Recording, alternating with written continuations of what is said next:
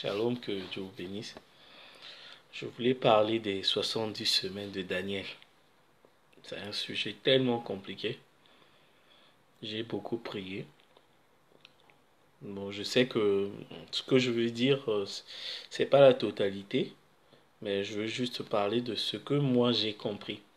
Parce que la parole de Dieu, il faut comprendre. Jésus que c'est disait aux pharisiens, vous êtes en erreur parce que vous n'avez pas compris ni les Écritures, ni la puissance de Dieu. Maintenant, les 70 semaines de Daniel. Le problème, il faut arriver à mettre ça dans le temps, au temps de la fin. Voilà pourquoi Gabriel, il avait dit à Daniel, il fallait sceller la vision et la prophétie. Donc c'est Dieu lui-même qui devait révéler ça. Donc les 70 semaines de Daniel, si vous interprétez ça comme William Branham, en parlant des 68 ans en captivité et tout, vous allez vous tromper. C'était une vision pour le temps de la fin. Sauf que dans les 70 semaines de Daniel, si vous manquez la date de naissance de William Branham, c'est fini. Arrêtez. Ne touchez même pas. Les 70 semaines de Daniel, ça nous permet de connaître l'année du Messie, l'enlèvement, le millénium, quand est-ce que les Juifs sont sauvés, la venue du Saint-Esprit, et d'Apocalypse 19, l'Armageddon, quand Dieu descend avec son épouse sur le cheval blanc. Toutes les dates sont là. Mais sauf qu'en tant que nous, les nations, on ne peut pas prendre notre calendrier. On doit prendre le calendrier juif. Donc regardez ce qui se passe à Israël. Pas en Israël, mais à Israël. À base des événements qui se passent chez les Juifs, nous, on peut situer les événements dans le temps. Parce que si nous prenons notre calendrier là, on va se tromper. Dans les 70 semaines de Daniel, il y a tellement des éléments. Il y a le milieu de la semaine où les Juifs arrêtent l'alliance avec la bête. Il y a les 40 ans. Il y a les 3 ans et demi. Et est sorti le 1977, l'année du millénium. C'est là où il descend. Et la bête, quand il va venir, et la nouvelle Jérusalem, tout est dedans. Et moi j'ai écouté. J'ai essayé un peu d'écouter le pasteur Zakola. J'ai essayé d'écouter pasteur Cass. J'ai failli, j'ai dit bon, je vais écouter un peu ce que les autres ont prêché. Mais sauf qu'il n'y a pas assez de vidéos, les gens n'osent pas. Je voulais même pas aller chez les pentecôtistes parce que là-bas c'est... Je dis bon, au moins des gens qui ont essayé de lire William Branham, qu'est-ce qu'ils ont retenu des 70 semaines de Daniel? Zakola, il a fait ça en 10 chapitres. C'est beaucoup, hein. Quand c'est long comme ça commence à devenir bizarre. Les gens vont oublier. La parole de Dieu est simple. Et j'ai essayé d'écouter le pasteur Cass. Vous voyez, la personne dans les 70 semaines de Daniel, il met quand même la polygamie dedans. Vous voyez comment l'homme est devenu lié au sexe. Est-ce qu'il est où le rapport entre les 70 semaines de Daniel et la polygamie? Le pasteur Cass, il a réussi à mettre la polygamie dans les 70 semaines de Daniel. Maintenant, je veux expliquer. Les 70 semaines de Daniel nous concernent, nous l'épouse, le salut de l'humanité. Mais sauf on doit prendre la vision de Daniel avec les événements d'Israël pour déterminer quand est-ce que l'épouse sera enlevée, quand est-ce que le Saint-Esprit doit venir. Maintenant, je vais commencer. La naissance de William Branham, c'est 1906. Parce que si vous partez de 1906, ça c'est bon, vous allez voir, ça va tomber juste. Je prends 1906. William Branham, il dit que le millénium, c'est à partir de 1977.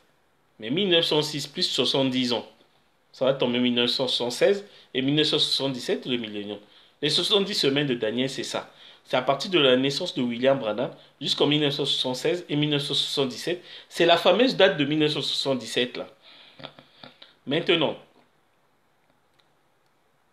deuxièmement, il dit au milieu de la semaine. Donc, vous pouvez utiliser le terme 70 ans ou 7 semaines. Ça revient au même. Il dit au milieu de la semaine, les Juifs, ce seront l'alliance avec la bête, l'Église catholique. Mais c'est quoi le milieu de 77? Vous prenez de 70 ans ou 7 semaines, 3 ans et demi. Donc vous prenez 70 ans divisé par 2, égale à 35, c'est les 3 ans et demi. Donc de 1906 à 1935, vous allez tomber en 1941. Qu'est-ce qui s'est passé en 1941? C'est-à-dire que pendant tous les âges, on ne parlait pas, l'Église catholique ne touchait jamais aux Juifs. Après la Première Guerre mondiale, non plus. C'est à partir de la Deuxième Guerre mondiale, en 1945, où les nazis, ils ont commencé à persécuter les Juifs. Et pourtant, ils étaient calmes pendant 2000 ans. L'Église catholique, vous savez, le nazisme, le fascisme et le fascisme, le nazisme et le communisme, tout ça là, ça forme l'Église catholique, la bête. Et les premiers camps de concentration pour les Juifs, c'était en 1941. En 1941, c'est 35 ans après la naissance de William Branham. Donc 3 ans et demi, c'est là où l'alliance s'arrête. Donc quand l'alliance s'arrête, l'Église catholique qui est représentée par le fascisme, le nazisme, le communisme commence à persécuter les Juifs. C'est William Branham qui a arrêté ça. Donc il a arrêté et il commence à persécuter parce que les premiers camps de concentration sont en 1941. Donc la persécution par Eichmann et tout pour inciter les Juifs à partir. Deuxièmement, la Première Guerre mondiale a pris fin dans Apocalypse 7, où l'ange a dit à arrêter les 4 vents pour que les 144 000 soient scellés. Donc voilà pourquoi la Première Guerre mondiale a été finie d'une manière mystérieuse. C'est William Branham qui a arrêté ça. Vous voyez? Donc la Première Guerre mondiale a terminé en 1918. 1918. Maintenant, qu'est-ce qui s'est passé? C'est là où les Juifs commençaient à partir. Parce qu'il fallait que les ouvriers de la 11e heure puissent rentrer. Les Juifs ils commençaient à immigrer aux États-Unis, en Israël en 1918, après la guerre. La Bible dit dans Luc, et que quand les nations foulera aux pieds les murs de Jérusalem. Donc, ça, c'est ce qui est passé pendant la Première Guerre mondiale. Parce que les nations, les Britanniques sont rentrés dans Jérusalem à pied, sans coup de feu, avec le général Edmund Allenby. William Branham l'explique. Donc, 1918, où les Juifs commençaient à immigrer, ça correspond aussi quand les Juifs, le peuple d'Israël a quitté l'Égypte. Ils ont resté 40 ans. Quand Jésus-Christ est mort, en l'an 30, il fallut 40 ans jusqu'à la destruction du temple de Jérusalem. Donc, en 1978, il faut aussi compter 40 ans pour la reconstruction du temple du millénium. Donc, le temple du millénium, c'est le Messie lui-même, c'est William Branham. Donc, vous partez de 1918, vous comptez 40 ans, vous allez tomber en 1958. Donc, sauf que Dieu ne peut pas traiter avec Israël en dehors de sa nation. Donc il fallait que les Juifs viennent dans sa nation pour que Dieu puisse les sceller. Donc, comment on peut calculer ça? Ne prenez pas la date de 1947. Même si vous prenez la date de 1947, ça va juste tomber juste. La naissance de William Branham, vous comptez 40 ans, vous allez tomber en 1946. En 1947, c'est la création d'Israël. Voilà. Soit vous partez aussi de la date de 1918, vous comptez 40 ans, 58.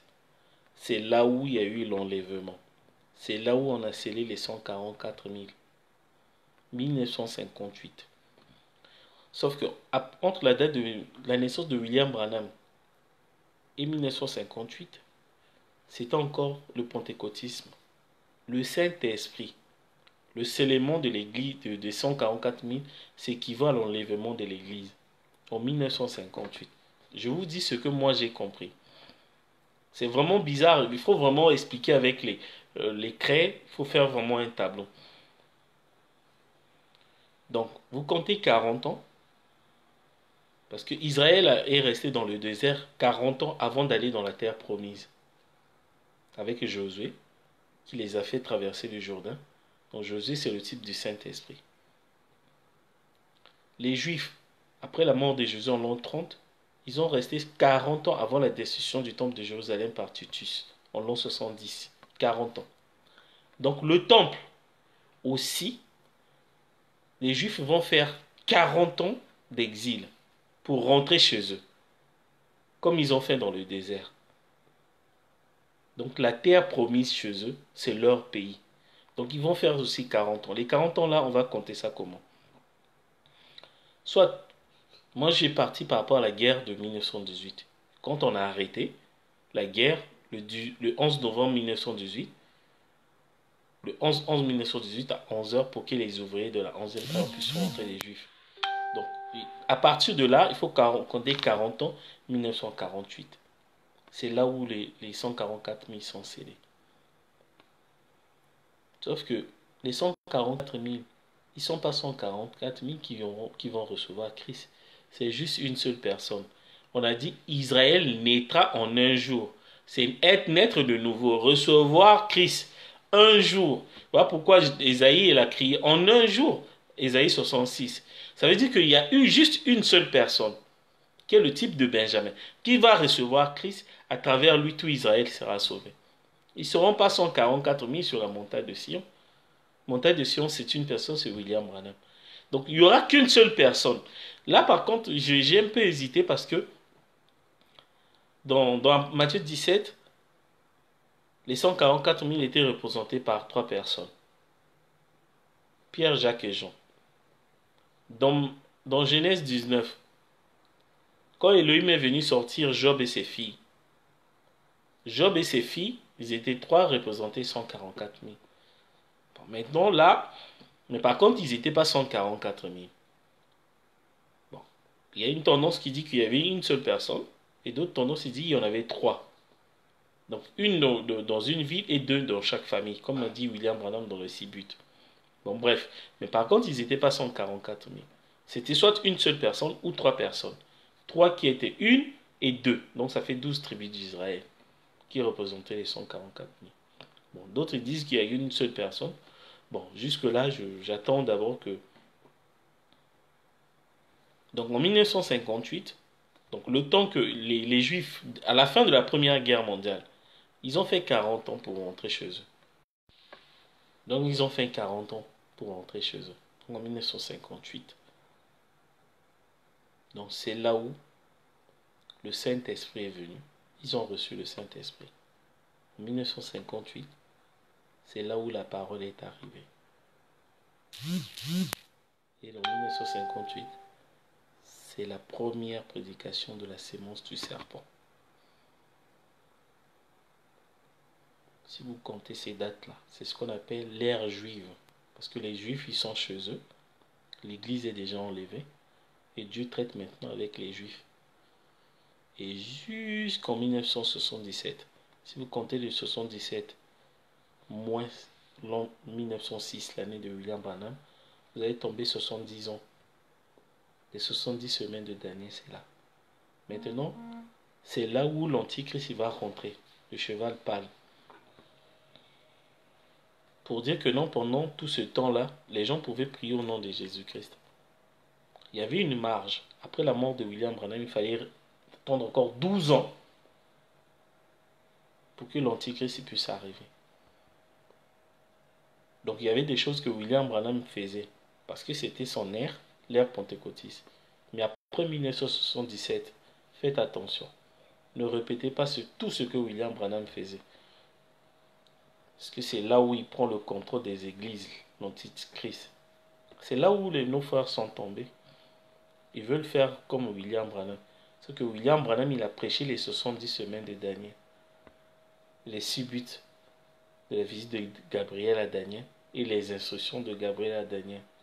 Il faut beaucoup prier pour ça.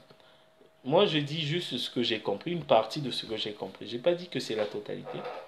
Mais sauf que quand je prends la date de naissance de 1906, j'ajoute 70 ans, je tombe 76 et 77, c'est la fameuse date du millénium.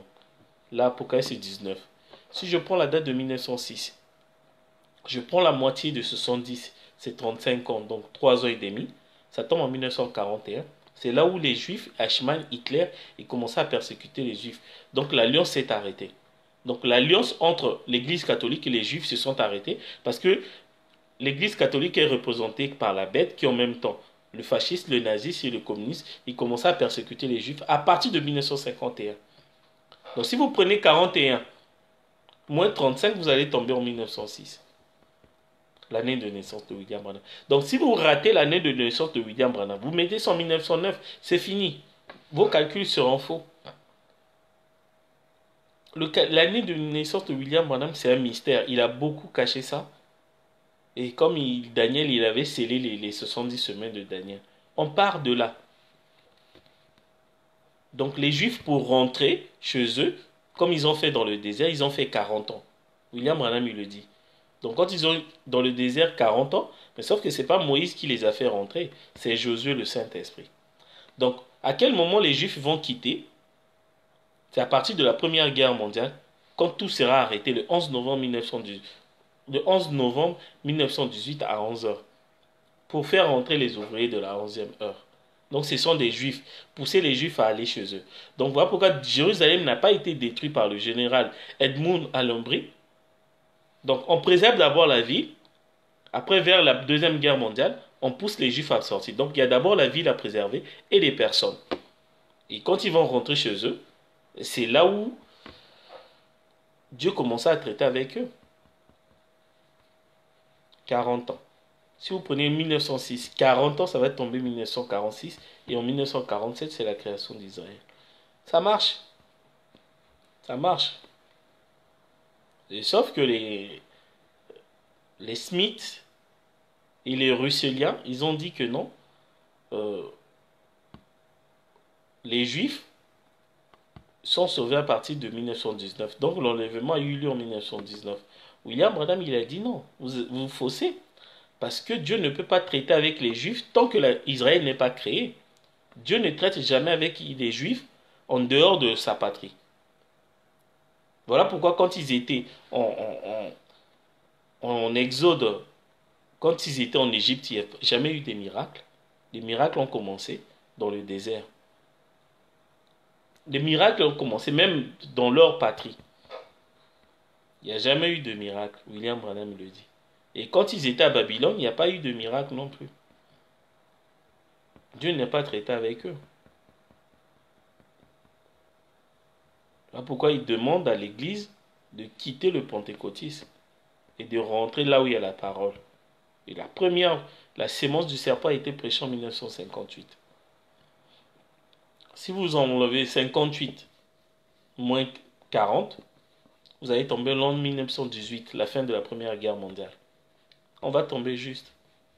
Vous prenez l'année de William Branham, 1906, plus les 70 semaines de Daniel, 70 ans, 77, 76 après 77, c'est là où il dit le millénium. C'est là où la bête commence. C'est là où l'Armageddon, où on peut commencer à prier au nom de William Branham. L'année 1977, c'est une année vraiment, c'est significatif et prophétique. Mais sauf qu'on ne pouvait pas calculer ça avec nos calendriers. Il fallait voir les Juifs, ce qui se passe chez les Juifs. Et tous les Juifs sont sauvés. En une seule personne, ou trois, bon, ça dépend, mais ils n'étaient pas 144 000. Donc Dieu a scellé juste une seule personne à travers lui. Et voilà pourquoi Isaïe a crié en un seul jour. On dit Israël naîtra en un jour. Naître là, c'est pas création. Non, c'est naître de nouveau. La nouvelle naissance. Recevoir Christ qui est William Marion Branham. Et grâce à ça, Israël est sauvé. C'est ce qu'on appelle les prémices. Une seule personne, les feuilles et les branches sont sauvées. Paul, il a dit, il dit si les prémices, c'est-à-dire que les premières feuilles qui poussent sont saines, les branches et les racines sont saines. Donc, tout Israël, depuis Jacob, les racines, les pères, sont sauvés. Romains 11. C'est là où je dis Judas aussi est sauvé parce que lui aussi fait partie d'Israël. Et là, les Corées datés sont sauvés. Ils attendaient ça. Quand William Branham il a donné, quand Israël est né, Israël donc c'est une personne naîtra. Donc une personne va naître de nouveau. Même les Corées, les Caïphes sont sauvés parce qu'ils avaient le sang d'Israël. Le sang d'Israël, c'est le sang de la rédemption. Et le sang juif, c'est le sang le plus pur au monde. Donc il ne peut pas avoir la sémence du serpent. Non. Chez les nations, il peut avoir des semences du serpent liées au sang. Depuis le jardin d'Éden, ils sont là. Mais pas chez les juifs. Parce que c'est le sang le plus pur au monde. William Branham le dit. Il ne peut pas avoir la sémence du serpent à travers le sang. Non. Vous voyez. Mais bon. Ça, c'est, je voulais juste partager les 70 semaines dernières. Mais je vais continuer à étudier. S'il y a des gens qui veulent compléter ou faire des remarques, n'hésitez pas. Que Dieu vous bénisse.